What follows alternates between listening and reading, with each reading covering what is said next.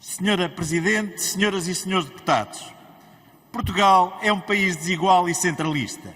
Portugal é um país com fortes assimetrias e desigualdades regionais. O atual modelo de organização político-administrativo do território não se coaduna com um país desenvolvido e sustentável. Eu faço parte dos governos mais centralistas que o nosso país já teve. O nosso Primeiro-Ministro reconhece isso, disse a Ministra da Coesão Territorial. Este centralismo tem sido sinónimo de ineficiência e desperdício de recursos.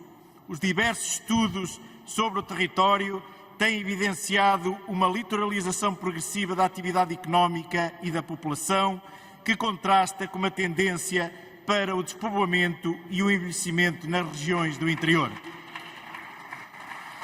Nas últimas décadas está a aumentar a tendência centralista do país, que concentra na faixa litoral 83% da riqueza produzida, 89% dos alunos do ensino superior e 89% das dormidas turísticas.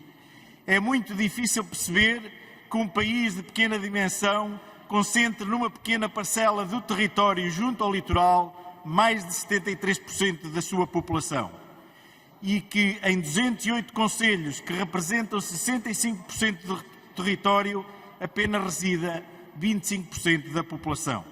É ainda mais difícil de compreender que Lisboa vai receber 2.225 milhões de euros do PRR, um valor igual ao que vão receber 284 concelhos deste país. Depois de tantos quadros comunitários de apoio, como se explica que Portugal continua a ter 165 municípios, mais 73 freguesias de baixa densidade? Senhores deputados, é este o país real e resiliente do interior, onde as crianças têm que percorrer dezenas de quilómetros para ir à escola, onde muitos jovens que frequentam o ensino secundário têm de se levantar às 6 horas da manhã para frequentar a escola num concelho vizinho, onde as pessoas doentes se levantam de madrugada para tentar uma consulta num hospital ou num centro de saúde. E em que os doentes oncológicos têm que se deslocar centenas de quilómetros para fazerem os seus tratamentos.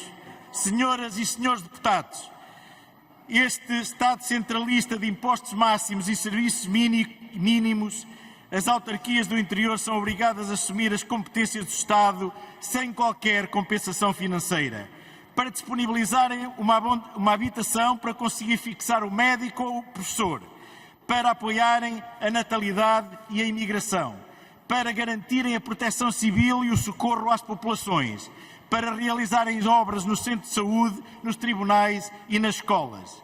E as empresas localizadas no interior têm de suportar elevados custos de contexto para desenvolverem a sua atividade, investir e criar emprego. As dificuldades de acesso aos mercados e os serviços e a elevada carga fiscal são apenas alguns custos, como as portagens, que têm que suportar.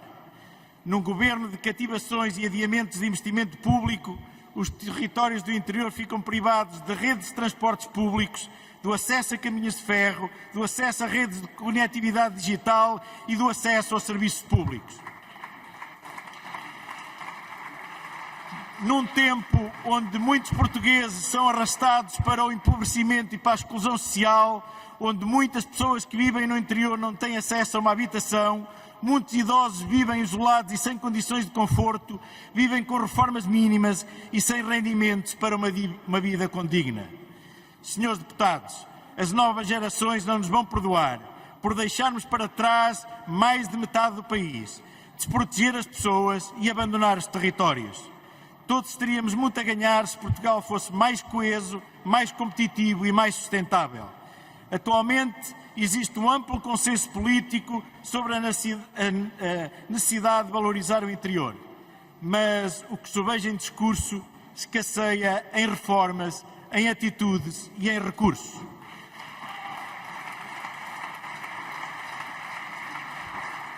Nesse sentido, saudamos a iniciativa liberal como princípio de deslocalização de serviços do Estado que o Partido Socialista prometeu, mas que não cumpre.